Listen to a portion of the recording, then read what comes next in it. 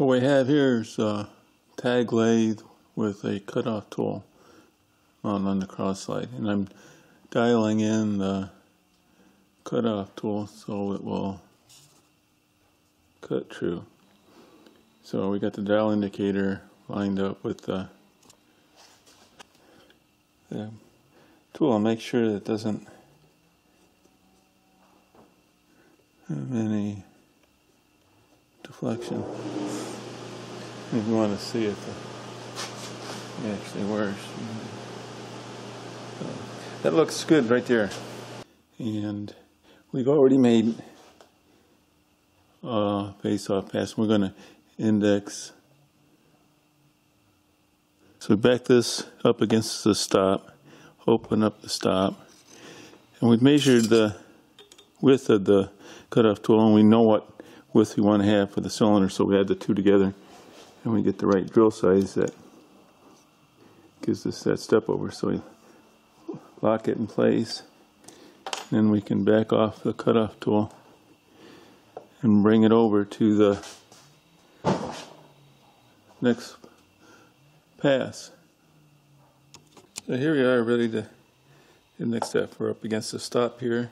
We turn on the lathe, and we just hold this tight so we don't have any play. We'll just crank it off.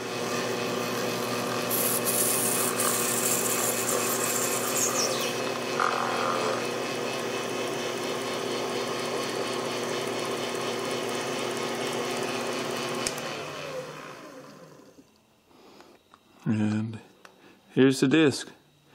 Got a little bit of stuff on there, but that's okay. So let's go to the next piece. Here's our depth stop. Loosen the stop, put it in place, tighten it up, pull it out, index over, and crank another one off.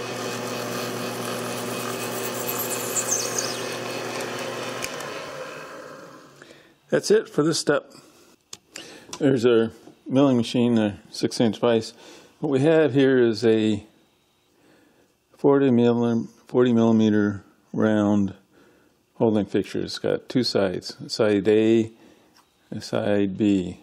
Here's the stop for the side B. You put it in the vise, slide it over and hits the stop here. Flip the side A, here's the stop up here, slide over to here.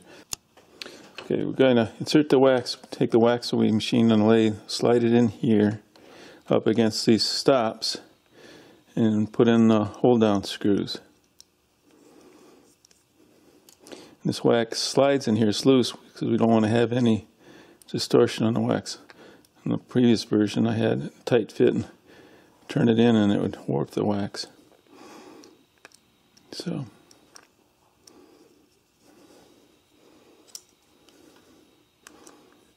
and these don't have to be really tight, you just want them a little snug, just so the wax doesn't go anywhere.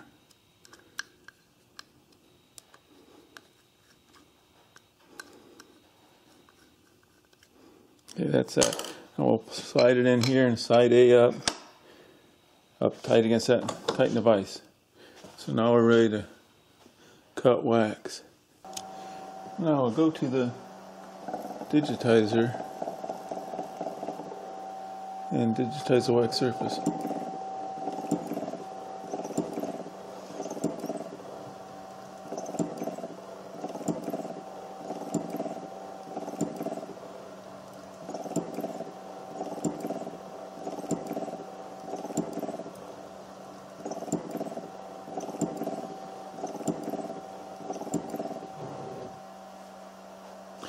Okay, now we're going to go to the cutter start position.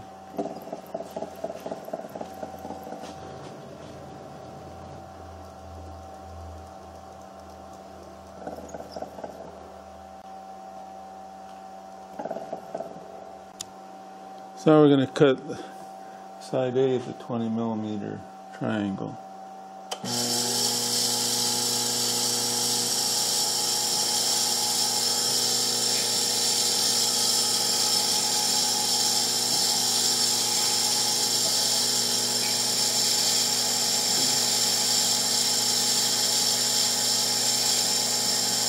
as close as I can get.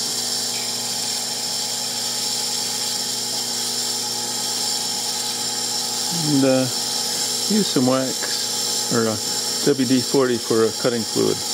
Helps clean up the wax. Speed that up a little bit.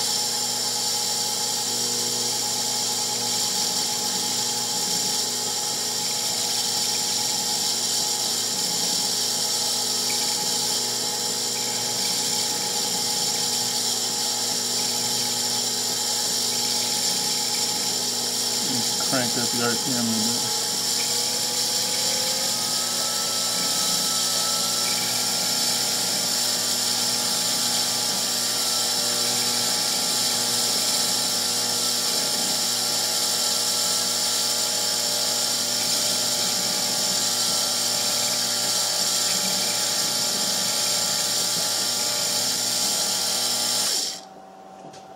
And seems like you get the best results when you cut it 2 times. This is the second time. It helps just clean up the wax so we don't have any wax chips in the text.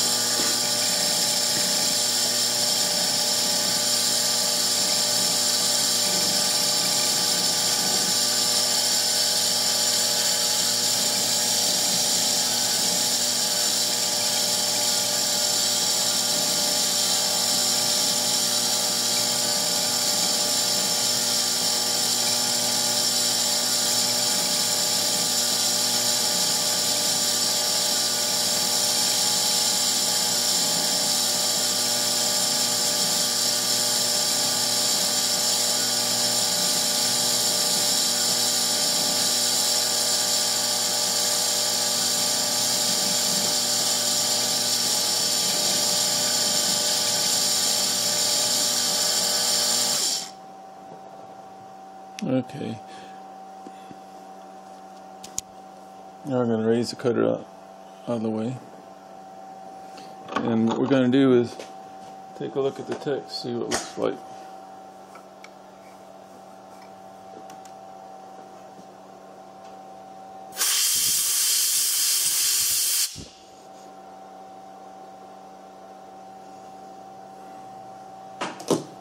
Let's see if I can get in here. There you go.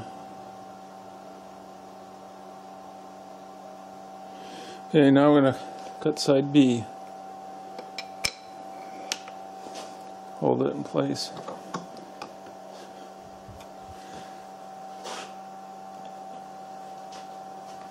Bring the cutter back down and run the file.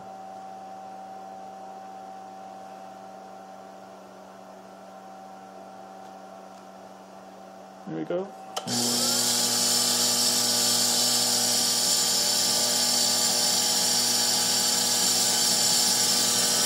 Aha! It's not working.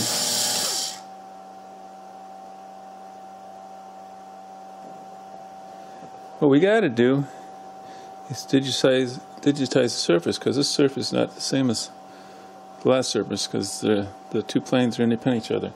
Let's go on the digitizer. Bring the digitizer in place. I knew there was a reason we made this digitizer. Okay, let's run the digitizer.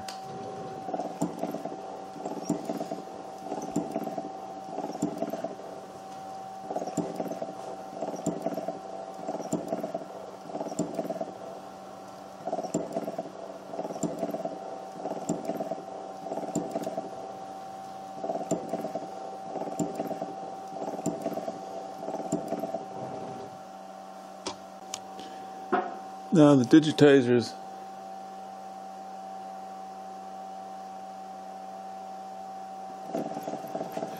recalculated the surface offset to the cutter, so we'll go back to the cutter now.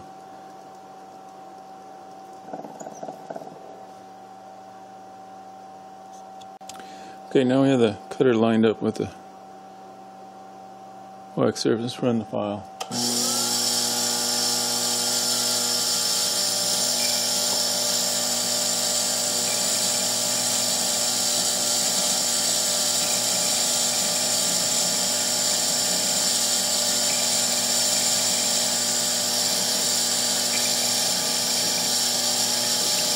and put some more WD-40 again. I know you can't see anything with the WD-40, but it sure helps the finish quality.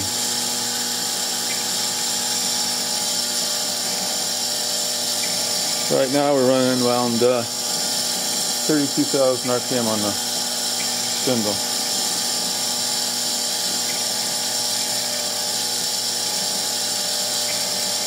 About 6 millimeters a second feed rate.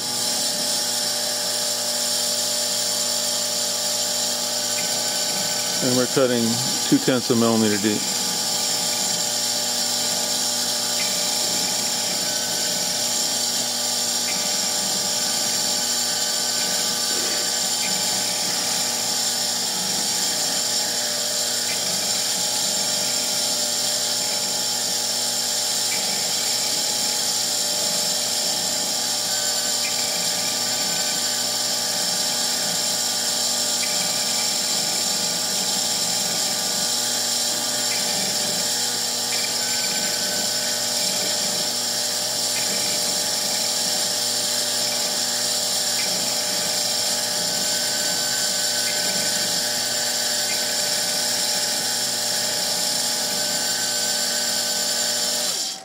Okay, that's the end of the first pass. We're going to recut the same file again just to clean out the details in the text characters. This goes really pretty fast, all things considered.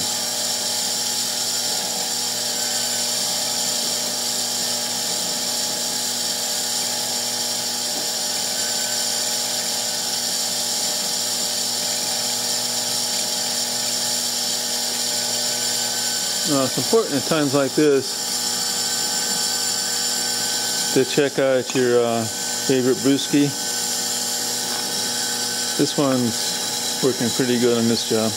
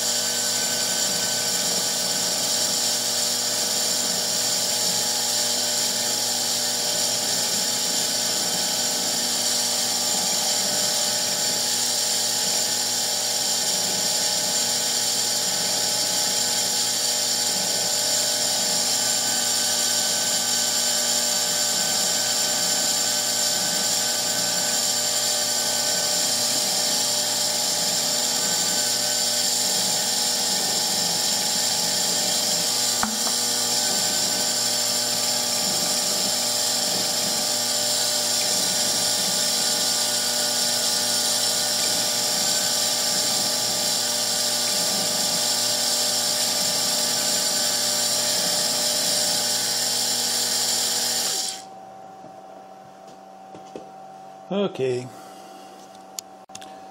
that completes the text. Now we have to cut out the triangle. We do this in a couple passes.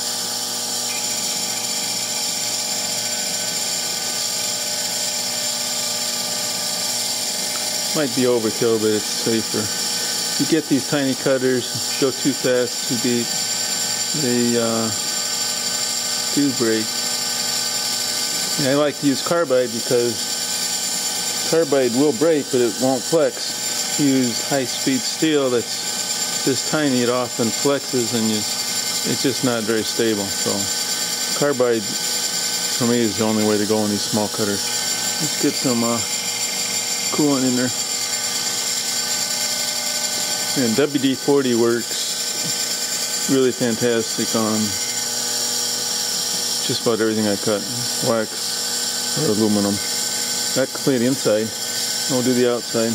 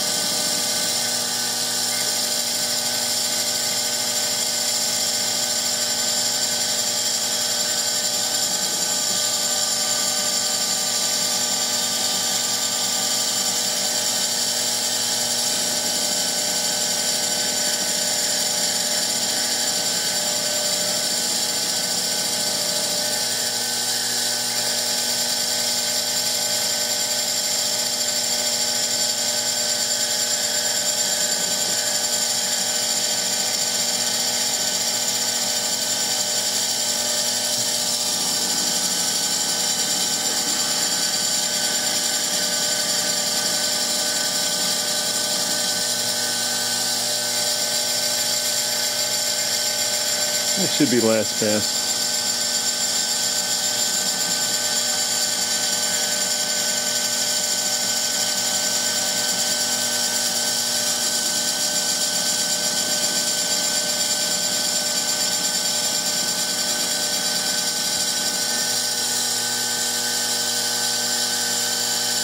Okay, I'll get all the way home it.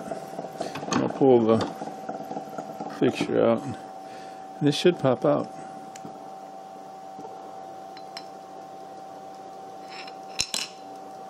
And the center should come out too.